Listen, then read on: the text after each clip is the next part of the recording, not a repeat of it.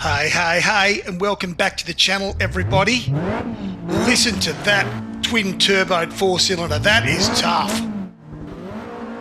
Anyway, I'm here, guys, putting a video out. I haven't put a racing video out for some time, but I've discovered this track, Bannock Brae, I'm pretty sure it's called. It's a fantasy track, I think, made up from real roads in Scotland. And I'm racing in a little Lancia Delta S4 Stradale, and I've picked some era-specific cars. I've got some BMW M30s. I've got some little Abarths there, little turbo Abarths. They're about an 84 model. This Lancia I'm driving is an 85 model. I'm pretty sure those BMW M30s are mid to late.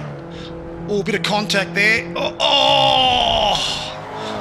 That was my fault there. I totally sort of went over in front of that BMW. I was very lucky to get pushed around facing the right direction. So anyway, that's what happens when you're trying to drive and talk. Anyway, like I was saying, yeah, I've tried to pick era-specific cars with this little Lancer. I do have some Audi Quattros. There's one there on the left. 80-specific cars. And I've picked them all with roughly the same sort of horsepower for this particular race. But the whole point of this video, guys, is to showcase the motion sim, of course, with Bannock Brae. What a wonderful, wonderful track, fantasy track or not. I'm pretty sure it is based on some real roads in Scotland, but whoever the guys are that have put this together, it's just an awesome track. As you can see, guys, look at this bit up here. This just feels amazing on the motion sim. It throws me all over the place. But their road meshing is sensational on this track, and this is just a really fun track, and this is a really fun car to race. Oh, that was a nice bit of backfire. They've got really good backfire effects for this engine on this little Lancer, or Lancia. Here's a little Abarth challenging me up here. They've got a bit of go, those little Abarths. They are turboed, and they've got racing slicks you can see on them, whereas my Lancia and the M30 BMWs, this BMW in front of me here, we're running street tyres, so it's a fair bit more challenge for us to keep our cars straight and on the road. There's a Quattro coming up on my left hand side here. I can just see him in my rear vision mirror. Oh, I just got to bring that back. It's a very challenging bit there because of the slope going down with the chicane. You can easily see the back of the car at the front of the car pretty quickly there. But yeah, those Quattros there, it's just gone past me there. They've got racing tyres as well. So, but this car still handles really, really well despite that. So yeah, this track and the motion sim, like I say in a lot of my videos, guys, it is a match made in heaven. Oh, hang on to it, Doc. Just kept it straight there.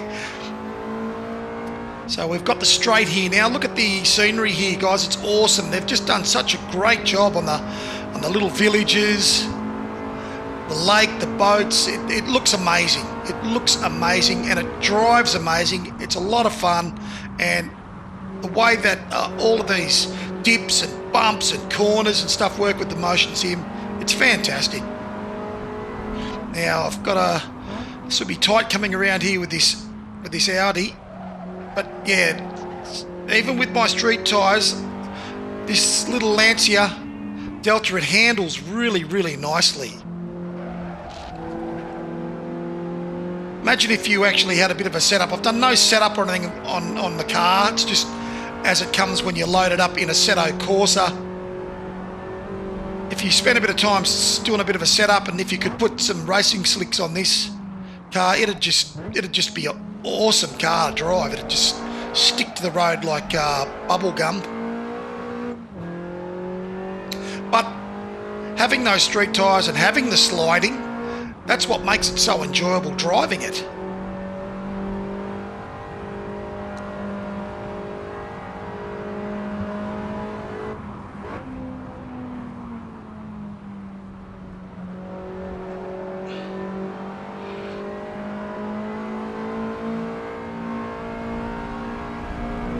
Oh, that's awesome. Just awesome.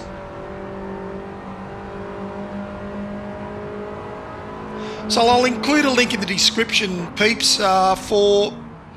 Oh, I've gone too wide. Oh, saved by the fence. Gonna have to do a bit of body work on the car when this race is over. Sorry guys, like I was saying, I will include a link in the description for Bannock Bray for this road course, and of course for the car, for the Lancia Delta S4 Stradale. And you guys should, if you don't have them already, I'd highly recommend clicking on those links and getting these mods for Assetto Corsa. We are in Assetto Corsa, guys. Yes, it is Assetto Corsa. Love the mountains there. Look at the sheer cliffs on that mountain to the right of us there. This bit is fantastic through here as well. Slow, it says on the road there. Slow. There ain't no slow. Oh, got some serious air over that jump, and there was just nothing on the road there. I'm very lucky to get away with that. Saved by the fence once again, so maybe I should go a bit slower.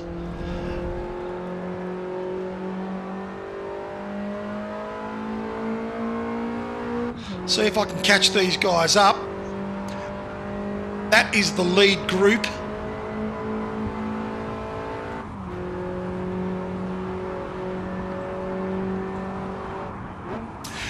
One thing I will say,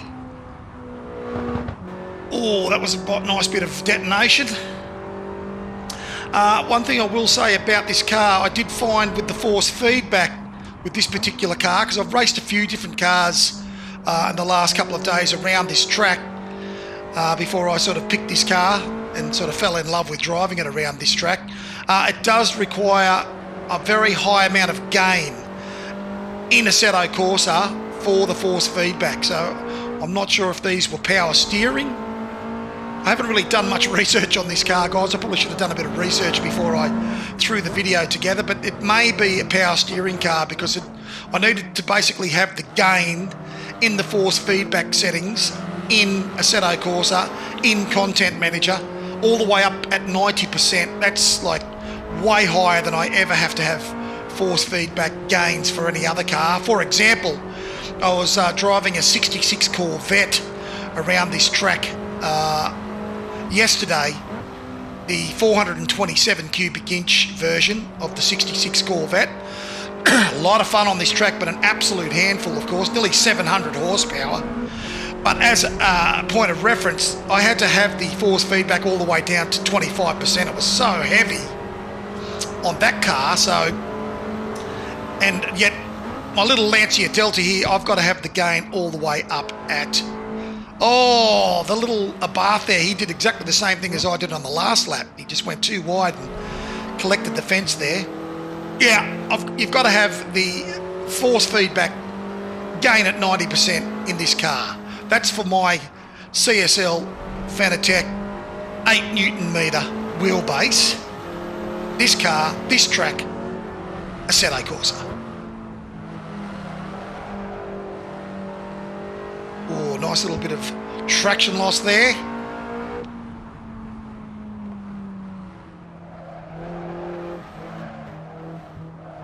Oh, that was sensational. So you can see firsthand, guys, just how much a motion sim completely transforms your experience in a racing sim. It's just amazing. It really does feel so realistic. You can feel the car leaving the road. You can feel the traction leaving the road, and the gravity that you feel actually in the motion sim, the way it pulls you around to the left or the right on the traction loss. It's just awesome. It's just awesome. It actually helps you to drive the car as you would in a real car with those dynamics happening. Of course, the new surge axis feels fantastic. Now, I've had a few questions lately about the surge axis and about what the sim's actually doing and the way the surge is set up for my motion sim, for the Dr. ADHD 4 degree of freedom motion platform. And I have my surge set up, guys, so the axis is not reversed, okay? When you brake, you push forward. When you accelerate, you push back. Now, there is a case for reversing the axis for surge, depending on your motion sim, depending on the amount of surge you have. And I've seen some of the large actuator simulators operating with surge with its axis reverse. So in other words, when you press the brake, the whole motion sim lunges back instead of forward like mine does. Now, the whole reason behind that is to try and get gravity to make you feel like you're actually being pushed forward, because the sim is actually lunging back really fast when you brake. That pushes your body forward. So I totally get that. But with the Dr. ADHD 4 degree of freedom, because of our fairly limited range of travel, we're still talking about nearly 220 millimeters of travel altogether, guys. 110 millimeters forward, 110 millimeters back. That's nothing to sort of scoff at. That's a good amount of travel, but it also comes into play with the motor, how fast the motor is. I have tried both ways. I've tried reversing the axis, and I played that way for a while, and it wasn't too bad. I kind of liked it, but when you come back to just having it set up without having the axis reverse on, in other words, when you brake, the surge pushes forward, when you accelerate, it pushes you back. To me, and for me, it feels better just having it like that. It feels better having the axis on the surge axis just set up without it being reversed. That again could come down to personal taste. I already know there's a few people that are going to try reversing the axis when they've got their surge axis built, when they've got their sim built, and I would encourage you to do that. You might like it the other way. I did find that to have that really sort of work, I did have to have the surge and the degree of force for the surge in Game Manager. I had to have that all the way up. Now, I've taken a bit easier over this hump this time, so I don't lose control of the car. That was a lot smoother. I do have to have the surge, if I reverse the axis, to have that same feeling, that same inertia. You've got to have the surge all the way up. It's got to be between 80 and 90 degrees of force out of 100. So that's quite a lot to try and get that same sort of feeling as just having the axis standard. And the surge for this car, this track today in this video is set up at 60.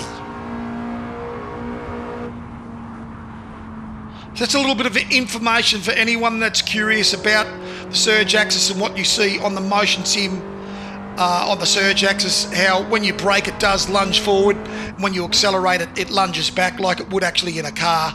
And that seems to work the best on this particular sim with this particular setup, for my taste anyway, you know.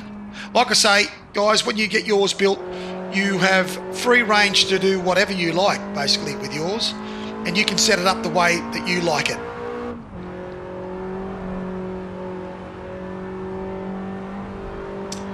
Just looking over to see if there's any more cars in front, but I think I'm in third position now.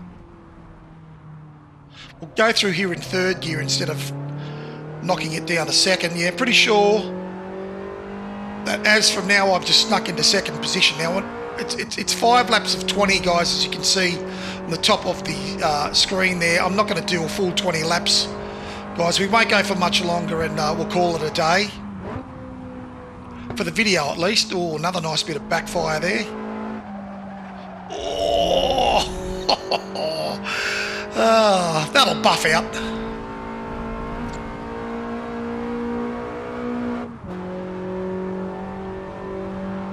And getting challenged on the left-hand side on the inside here. Bang!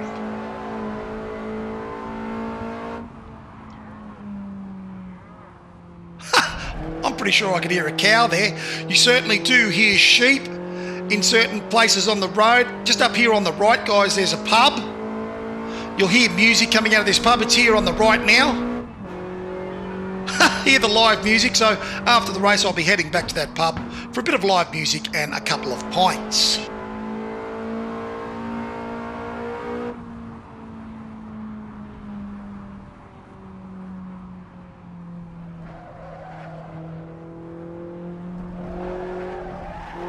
You do get a lot of sheep sounds, cow sounds they've put into this track, which is pretty cool. The sounds of Scotland.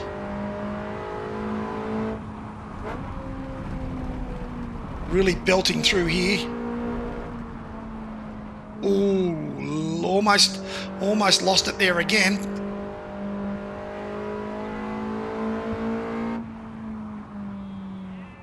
There's the sheep. Now that I'm clear of everyone, we'll give this car a bit of a belting. And today I'm running my AI on 99.5% on their skill set, and their aggression is up at 75%. I find those settings really nice for racing AI. It means that they race fast and they race aggressively, and it just makes it a lot of fun racing AI. Well, as much fun as you can racing AI, I guess. The higher you can have those things, the nicer it is, really. Oh, I hit that rock face. Oh man, there's not going to be much left of this car. Oh, that was a nice slide through the corner there.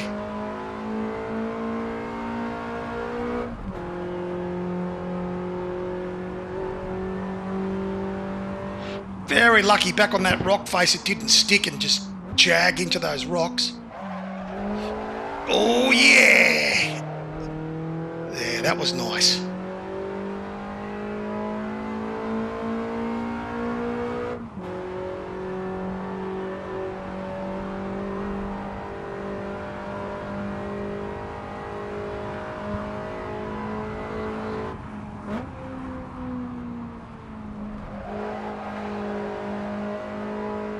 Fair bit of understeer at times in this car too, but we are sort of going pretty fast into some of those corners, 120 kilometres an hour, probably into a normally, 50 kilometre an hour corner.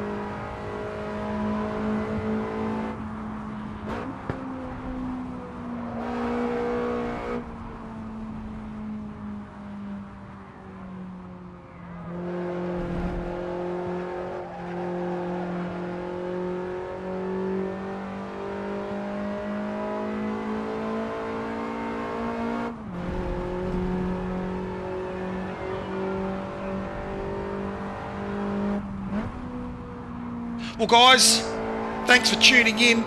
Appreciate the support. If you haven't subscribed, subscribe, like, leave a comment, guys.